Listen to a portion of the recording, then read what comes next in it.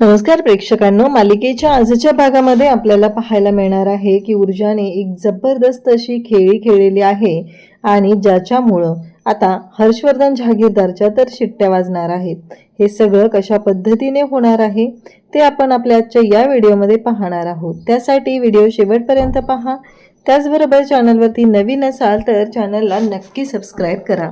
इकडे आपल्याला पाहायला मिळतं की आता ऊर्जाने हर्षवर्धनला सांगितलेलं असतं की माझा पद्मा आणि विक्रांतच्या लग्नाला होकार आहे।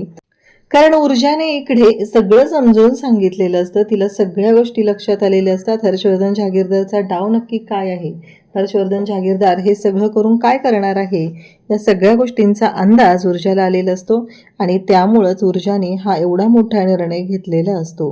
पण ऊर्जा जेव्हा सगळ्यांच्या समोर हा निर्णय सांगत आहे तेव्हा आजी, शौर्य, हर्षवर्धन सगळेजण तिथं आहेत आणि हर्षवर्धनला ती सांगते की मी एक पद्माची वकील म्हणून मला काहीच प्रॉब्लेम नाही, म्हणजे पद्मा आणि विक्रांतच्या लग्नाबद्दल मला कुठलीच शंका नाहीये आणि माझा पूर्णपणे पाठिंबा आहे। तेव्हा मात्र शौर्य पाहतच राहतो। त्यापेक्षाही मोठा धक्का बसलेला असतो तो म्हणजे हर्षवर्धनला। ही अचानक एवढी कशी काय तयार झालीये, नक्की हिच्या डोक्यात काय झालंय, कारण महाधूर्तबाई आहे असं इकडे हर्षवर्धनला वाटत असतं। पण ऊर्जाने तर आता होकार दिलाय आणि वाटच लावलेली असते हर्षवर्धन जहागीरदारची। इकडे हर्षवर्धनला वाटत असतं की तो मोठा प्लॅनर आहे किंवा असे गेम करू शकतो, पण ऊर्जा तर त्याच्याही पेक्षा पुढची निघालेली असते। हर्षवर्धन जहागीरदारची प्रत्येक चाल ओळखून अगदी जपून पावलं टाकायला ऊर्जा ही सज्ज असते। तर हे सगळं कशा पद्धतीने होणार आहे ते आपण आपल्या आजच्या या व्हिडिओमध्ये पाहणार आहोत। त्यासाठी व्हिडिओ शेवटपर्यंत पहा। त्याचबरोबर चॅनलवरती नवीन असाल तर चॅनलला नक्की सबस्क्राइब करा। इकडे पद्मा आता जेव्हा दिव्याने तिचा प्रस्ताव मांडलेला असतो त्यानंतर पद्मा ऊर्जाला भेटायला येते। ऊर्जा म्हणते काळजी करू नकोस, तू सगळं व्यवस्थित होणार आहे। तेव्हा पद्मा म्हणते की असं काय बोलताय ऊर्जाताई तुम्ही, तुमच्या लक्षात येतंय का या सगळ्याने काय होणार आहे ते। तेव्हा ऊर्जा म्हणते की हो माझ्या लक्षात येतंय, कारण हा त्यांचा डाव आहे, कारण ही त्यांची खेळी आहे, नवीन चाल आहे।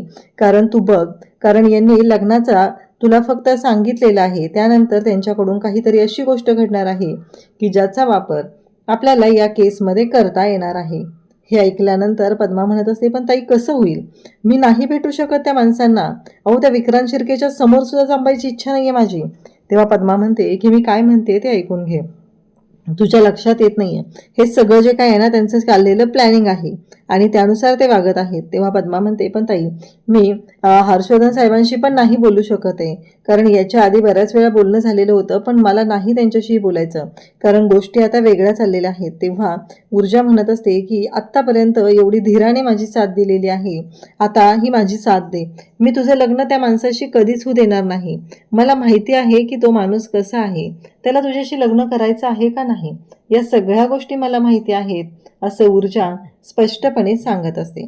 तेव्हा पद्मा म्हणत असते तुम्हाला एवढं माहिती आहे ऊर्जाताई, तरीही तुम्ही मला का म्हणताय की हे लग्न कर, काय अर्थ आहे या सगळ्या गोष्टींना, असं जेव्हा बोललं जातं तेव्हा मात्र इकडे ऊर्जा म्हणत असते की अगं मी तुला तेच सांगण्याचा प्रयत्न करते, ही सगळी त्या लोकांची चाल आहे, कारण त्या लोकांना या सगळ्या गोष्टींमध्ये काय करायचं आहे हे चांगलंच माझ्या लक्षात आलेलं आहे। आता मात्र पद्मा म्हणत असते पण ऊर्जाताई या सगळ्याचा काय अर्थ आहे, काय होणार आहे या सगळ्यामुळं, असं जेव्हा ती विचारते तेव्हा मात्र ऊर्जा म्हणत असते की तुझ्या लक्षात येईल काय होणार आहे ते, बघ ती लोक तुला भेटायला येतील आणि त्यानंतर काय काय होणार आहे ते प्रत्येक गोष्ट तुम्हाला सांगायचे। तुलाही त्या विक्रांत शिर्केशी लग्न करायचं नाहीये हे मला माहिती आहे, पण त्याही पेक्षा मोठी गोष्ट म्हणजे त्यांनाही तुझ्याशी लग्न नाही करायचं। ही एक मोठी खेळी आहे आणि तो डाव आपल्याला त्यांचा उलटवून लावायचा आहे आणि त्यासाठी मला तुझी साथ हवी आहे, असं जेव्हा सांगितलं जातं तेव्हा ऊर्जा पद्माला म्हणते काळजी करू नको, तुझ्याबरोबर मी असणार आहे, असं ऊर्जाने पद्माला शब्द दिलेला आहे। आणि ती मात्र ऊर्जा तिला सांगते की काळजी करू नको, या सगळ्या गोष्टींच्या वेळी मी तुझ्यासोबत असणार आहे, त्यामुळं अजिबात विचार करायची गरज नाही। इकडे आपल्याला पाहायला मिळतं की आता सुवर्ण आलेली असते आणि ती दिग्विजय शिर्केंना म्हणत असते की अहो मी काय म्हणते मला मान्य आहे, म्हणजे या घरात माझ्या शब्दाला किंमत नाहीये किंवा मला बोलण्याचा अधिकार नाहीये, हे सगळं तुम्ही मला सांगितलंय, पण मला काही गोष्टी बोलायच्या आहेत आणि त्या म्हणजे आपली पण मुलगी आहे की हो, असं दुसऱ्याच्या मुलीच्या बाबतीत का करतोय आपण? एकतर विक्रांतने त्या मुलीशी विनयभंग केलेला आहे, तिच्याशी चुकीचा वागलेला आहे आणि तिने त्याच्याबद्दल कोर्टात केस केलेली आहे. त्यामुळं विक्रांतच्या मनात तिच्याबद्दल राग आहे आणि आपण त्या मुलीला लग्न करून जेव्हा घरात आणणार आहोत तेव्हा मात्र आयतं खोलीतच दिलं जाईल ना. म्हणजे तुम्ही विचार करा, तुम्हाला काय वाटतंय, पटतंय का हे सगळं? असं बोललं जात असतं. तेव्हा मात्र इकडे दिग्विजय शिर्के म्हणतो की याच्यामध्ये तुम्ही पडायची गरजच नाहीये. त्या मुलीला एवढं समजवलेलं होतं, एवढं सगळं झालेलं होतं, तरीही तिनं ऐकलं का? तिनं काय केलं माहिती आहे ना? कोर्टात गेली. तिच्यामुळं माझ्या विक्रांतचं करिअर आज धोक्यात आलेलं आहे. मी काय समाजसेवेचे इथे धडा घेऊन बसलेलो नाहीये, समाजसेवा करायला आलेलो नाहीये. मला माझ्या मुलांचं भवितव्य महत्त्वाचं आहे आणि मी त्यांच्यासाठी जे करावं लागेल ते सगळं मी करणार आहे, असं हर्षवर्धन जहागीरदार इथे बोलत असतात. खरं तर सुवर्णाला ही गोष्ट अजिबात आवडलेली नसते.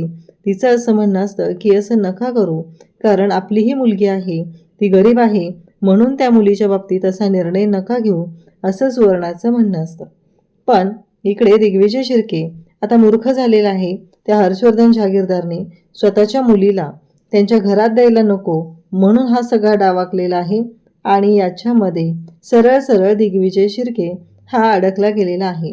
दिग्विजय शिर्केला असं वाटत आहे की तो जे काय करतोय त्याच्यामुळं लोकांच्या मनात त्यांच्याबद्दलची झालेली इमेज साफ होईल, पण असं काहीही होणार नाही. ही गोष्ट मात्र या दिग्विजय शिर्केच्या लक्षातच आलेली नसते. हर्षवर्धनच्या या खेळीमध्ये दिग्विजय शिर्के मात्र चांगलाच अडकलेला असतो. तेवढ्यातच अर्पिता तिथे येते आणि अर्पिता म्हणते की डॅड, मला तुमच्याशी बोलायचं आहे. तेव्हा इकडे दिग्विजय शिर्के बोलू लागतो की हे बघ बाळा, तुला माहिती आहे, तू जर काही बोललीस तर माझ्यासाठी ते सगळं अवघड होऊन जाईल. मी तुला नकार देऊ शकत नाही आहे, त्यामुळे मी तुला काय सांगतोय ते लक्षात घे. तू या बाबतीत न बोललेलं चांगलं आहे आणि तुम्ही दोघीही या बाबतीत मध्ये पडू नका, कारण जे काय निर्णय घ्यायचा आहे, जे काय आहे ठरलेलं ते माझे मी करतो, असं दिग्विजय शिर्के सांगत असतात. इकडे दिव्या आता आलेली आहे, ती म्हणजे हर्षवर्धनच्या ऑफिसमध्ये. तिथं आल्यानंतर दिव्याच्या डोक्यात एक वेगळाच प्लॅन सुरू असतो. दिव्या तिथे येते आणि हर्षवर्धनला तिथं शेजारी खुर्चीवरती बसलेली असते. आता मात्र तेवढ्यातच आदित्य तिथे येतो आणि आदित्य म्हणतो, तुला कळतंय का, तू इथे इथे ऑफिसमध्ये का आलीस आणि कशासाठी आलीस? काय काय प्रॉब्लेम काय आहे तुझा? का आलीस तू इथे? असं म्हणत आता त्याला तो विचारू लागतो. तेव्हा दिव्या म्हणत असते की का आले म्हणजे? डॅडनी मला बोलवले आणि त्यांचं काम आहे. आणि मग हर्षवर्धन पेपर देत असतो. तेव्हा दिव्या म्हणत असते की अहो पण मी तुमचं काम ऑलरेडी केलं. कारण हर्षवर्धन सांगत असतो की हे पेपर द्यायचे, ती एवढं सहजासहजी लग्नाला तयार होणार नाही. आणि मग ती लग्नाला तयार झाली की तिला सांगायचं, तिला पटवून द्यायचं, तिला कन्व्हिन्स करायचं. दिव्या म्हणते पण ऑलरेडी मी तुमचं काम केलेलं आहे आणि त्याचबरोबर ह्या सगळ्या गोष्टी आता सोडवत आलेली आहे. हे जेव्हा चालू असतं तेव्हा मात्र हर्षवर्धन म्हणत असतो की पण तुला कोणी सांगितलं होतं हे सगळं? कारण पद्माने एवढ्या लवकर होकार कसा दिला? नाहीतर त्या ऊर्जाचा? तेव्हा दिव्या म्हणते की नाही, तिने ऊर्जाला काही सांगितलेलं नाहीये. आदित्य म्हणत असतो की डॅड, हे सगळं काय चाललंय, मला कळेल का? तेव्हा हर्षवर्धन म्हणतो की ती मीटिंगची लाईनअप आहे ना, ती कंटिन्यू कर, मी आलो आणि तू ती मीटिंग कंटिन्यू कर, तेवढ्यातच मी तिथे पोहोचतोय, असं हर्षवर्धनने सांगितल्यानंतर मात्र आदित्यला आता कळतच नसतं की हे सगळं काय होऊन बसलंय, या सगळ्या गोष्टी अशा पद्धतीने काय चाललेत, डॅडचा नक्की काय प्लॅन आहे आणि यामुळं पद्माचं काय नुकसान होणार आहे, हे विचार आदित्यच्या डोक्यात सुरू झालेले असतात. आणि इकडे मात्र आदित्यच्या बाबतीत मान्य आहे तरीही सगळ्या गोष्टी व्यवस्थितपणे आदित्य करत असतो. त्याला राग आहे हे सगळं जरी मान्य असलं तरीही आदित्यच्या मनात ज्या काही शंका असतात, ज्या काही गोष्टी असतात, तो मात्र लगेच इकडे शौर्याला बोलून दाखवत असतो. आता इकडे यांचा प्लॅन असा ठरलेला आहे. पण त्याच वेळी दिव्या मात्र हर्षवर्धनला म्हणत असते की मी तुमचं हे काम करेन, मी तिच्या या पेपरवरती सह्या आणेन, पण त्या बदल्यात मला घरामध्ये आदित्यची बायको, त्या घरची मोठी सून म्हणून जे काही हक्क आहेत ते मला मिळाले पाहिजेत. हे ऐकल्यानंतर हर्षवर्धन म्हणतो की आले लक्षात माझ्या तुला काय हवं आहे ते. असं हर्षवर्धनने सांगितल्याबरोबर इकडे मात्र दिव्या म्हणत असते की मग झालं, मला काहीच प्रॉब्लेम नाही आहे असं तिनं सांगते. इकडे आदित्य शौर्यला म्हणतो, अरे शौर्य, मला तुला काहीतरी सांगायचं आहे. शौर्य म्हणतो, काय झालं आहे नक्की? तेव्हा आदित्य म्हणतो की अरे, आत्ता दिव्या ऑफिसमध्ये आली होती आणि पद्माचं लग्न त्या विक्रांतबरोबर लावून देण्याचा निर्णय घेतला गेला आहे. आणि ह्या सगळ्यामध्ये म्हणजे तुला काय बोललेली का ऊर्जा? तेव्हा शौर्य म्हणतो की नाही, मला ऊर्जा काहीच नाही बोललेली. आता मात्र आदित्य सांगू लागतो की म्हणजे हे सगळं जे काही आहे ना ते ठरवून झालेलं आहे. तुला लक्षात येते का शौर्य? असं म्हणत तो शौर्याला विचारू लागतो. तेव्हा शौर्य म्हणतो की बरोबर आहे, नाही तर तसं काही असतं तर मला इकडे बोलली असती ना ऊर्जा, असं त्याचं म्हणणं असतं. आता त्याचबरोबर इकडे दिव्या आता पोहोचलेली आहे, ती म्हणजे पद्माच्या घरी. पद्माच्या घरी येऊन तिने दिव्या पद्माला म्हणते की हे घे पद्मा, हे पेपर सही कर. याच्यावर एकदा का तुझ्या सह्या झाल्या की मग झालं, आता माघार घेऊ नकोस. तेव्हा मात्र इकडे दिव्या हे बोलल्यावर पद्मा म्हणते, पण हे पेपर कसले आहेत, मला तुम्ही सांगाल का? याचा काय अर्थ आहे? हे पेपर कशासाठी आहेत? असं ती विचारू लागते. तेव्हा इकडे दिव्या म्हणते की अगं काळजी नको करूस, हे ॲफिडेविट आहे, याच्यावर तुझ्या सह्या झाल्या की काहीच प्रॉब्लेम नाही आहे.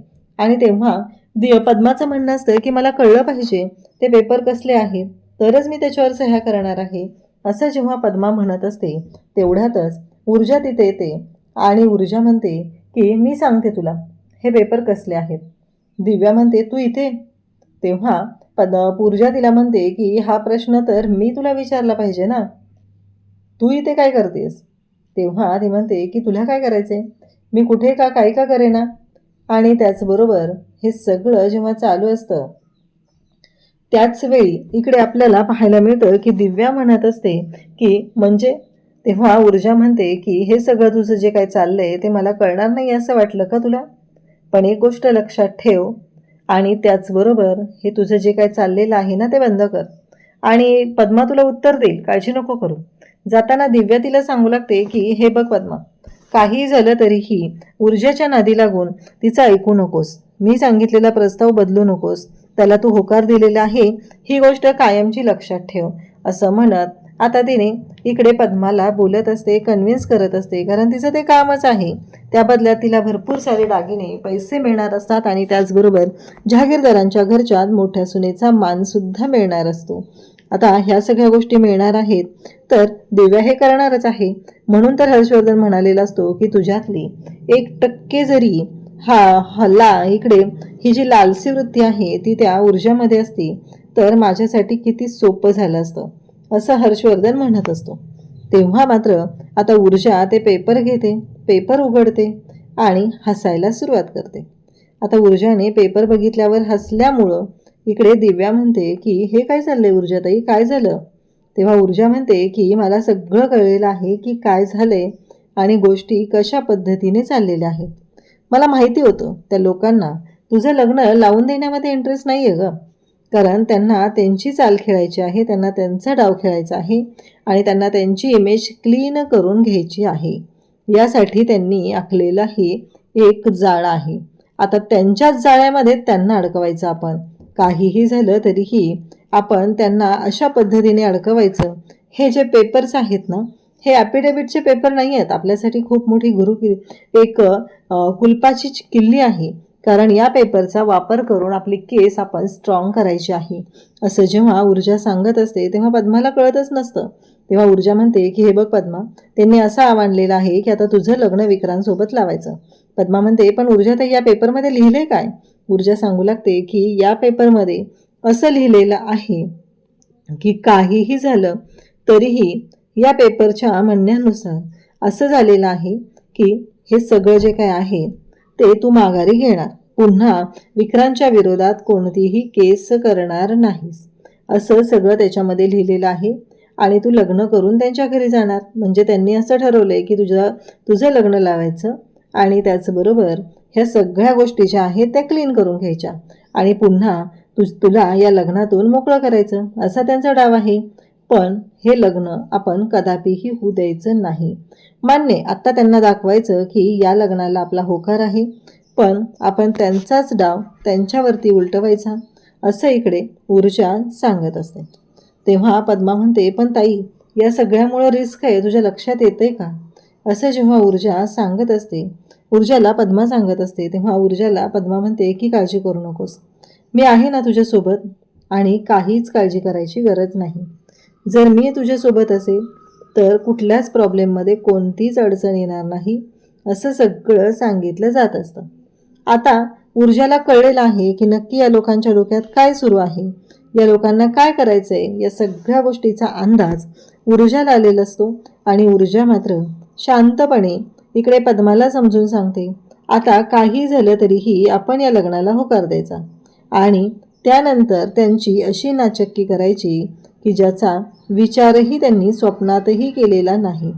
असं म्हणत ऊर्जाने आता नवीन डाव टाकलेला असतो. तर प्रेक्षकांना उद्याच्या भागात आपल्याला पाहायला मिळतं की आता ऊर्जा हर्षवर्धनच्या समोर उभी आहे आणि हर्षवर्धन जहागीरदारला तिने सांगत आहे की मला या लग्नाबद्दल काहीच प्रॉब्लेम नाही. हर्षवर्धन ऊर्जाकडे पाहतच राहतो. ती म्हणते की पद्माची एक वकील म्हणून तिनं घेतलेला जो निर्णय आहे त्याच्याबद्दल मला कुठली शंका नाही. आता हे ऐकल्यानंतर पुन्हा हर्षवर्धनच्या पायाखालची जमीन सरकते. हर्षवर्धनला कळायचं बंद झालेलं असतं की काय बोलते ही आणि या सगळ्याचा अर्थ काय आहे, असा विचार हर्षवर्धनच्या डोक्यात सुरू झालेला असतो. आणि त्याहीपेक्षा मोठी गोष्ट म्हणजे शौर्यला सुद्धा तेवढाच धक्का बसलेला असतो. शौर्यच्या लक्षातच नाही आहे की ही ऊर्जा काय करू शकते. आणि आता मात्र ऊर्जाने जे काही बॉम्ब फोडलेले असतात त्याच्यामुळं घरातले सगळेजण पाहतच राहतात. अशाच अपडेटसाठी चॅनलशी कनेक्ट राहा. थँक्यू.